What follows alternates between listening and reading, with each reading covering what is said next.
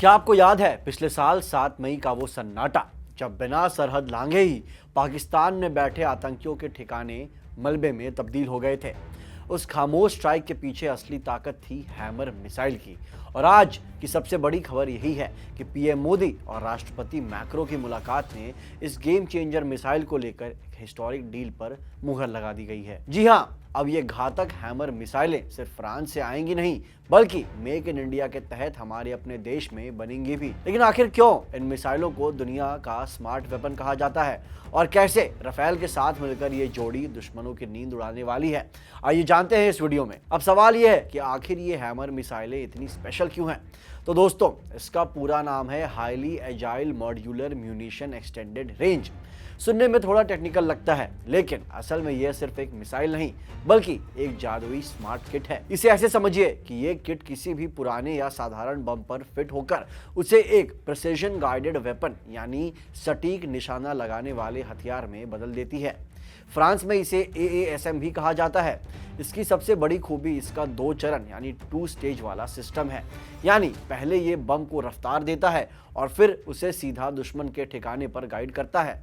तो अब आप समझ सकते हैं कि क्यों हमारा राफेल इन हैमर मिसाइलों के साथ मिलकर आसमान का सबसे खतरनाक शिकारी बन जाता है। लेकिन दोस्तों, इस मिसाइल की असली ताकत दुनिया ने तब देखी जब भारत ने अंजाम दिया ऑपरेशन सिंदूर को। ये वो मिशन था जिसने दुश्मन के घर में घुसकर उसे सबक सिखाया, वो भी बिना सरहद पार किए। जी हाँ, पाकिस्तान और POK में बैठे 100 से ज्यादा आतंकियों का काल बनी थी ये हैमर मिसाइलें। इस सीक्रेट ऑपरेशन में भारतीय वायुसेना ने एक डेडली कॉम्बिनेशन का इस्तेमाल किया था, स्कैल्प और हैमर।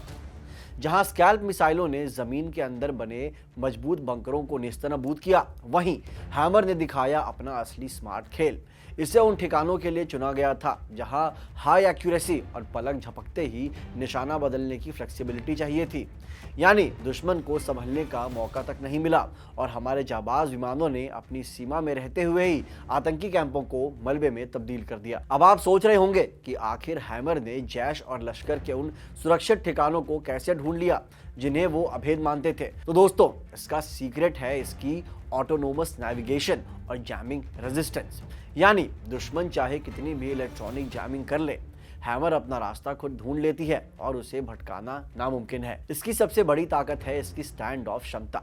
इसका मतलब है कि हमारे जाबाज पायलटों को दुश्मन के हवाई सुरक्षा घेरे के अंदर जाने की जरूरत ही नहीं पड़ी। हमारे विमानों ने दूर सुरक्षित आसमान से ही मौत का पैगाम भेज दिया। इतना ही नहीं, हैमर की एंगल ऑफ अटैक यानी किसी भी कोण से मुड़कर हमला करने की खूबी ने पाकिस्तान के रडार और डिफेंस सिस्टम को पूरी तरह कंफ्यूज कर दिया था। जब तक उन्हें समझ आता कि हमला कहां से और कैसे हुआ है, तब तक आतंकी कैंप मलबे में तब्दील हो चुके थे।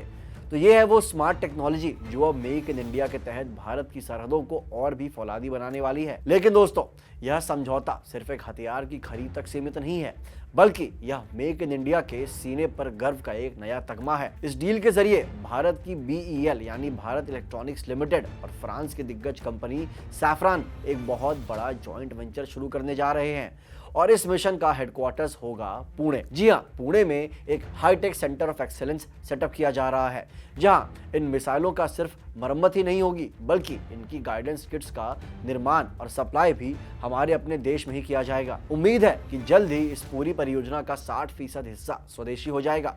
यानी इसके सेंसर से लेकर इलेक्ट्रॉनिक्स और मैकेनिकल पुर्जों तक सब कुछ मेक इन इंडिया होगा। यह कदम भारत को एक ग्लोबल डिफेंस हब बनाने की दिशा में एक बहुत बड़ी छलांग है, जहां हम सिर्फ हथियार खरीदेंगे नहीं बल्कि दुनिया को अपनी ताकत दिखाएंगे भी। तो दोस्तों, ये साफ है कि भारत अब सिर्फ दुनिया का सबसे बड़ा मार्केट नहीं बल्कि रक्षा तकनीक का नया सुपर पावर बनने की राह पर है। पीएम मोदी और राष्ट्रपति मैक्रो की ये डील सिर्फ मिसाइलों का समझौता नहीं बल्कि दुश्मन के लिए एक कड़ा संदेश है कि अब प्रहार भी हमारा होगा और उसे बनाने वाले हाथ भी हमारे। जल्दी जब पुणे के सेंटर में पहली मेक इन इंडिया हैमर मिसाइलें निकलेंगी, तो वो सिर्फ एक हथियार नहीं बल्कि आत्मनिर्भर भारत की नई पहचान होगी। एक ऐसा भारत जो अपनी सीमाओं की रक्षा के लिए किसी का मोहताज नहीं है। इस रक्षा डील और ऑपरेशन सिंदूर की इस खास रिपोर्ट में फिलहाल इतना ही। हमारी सेनाओं के शौर्य और भारत की बढ़ती इस ताकत पर आपकी क्या राय है, हमें कमेंट बॉक्स में जरूर बताएं।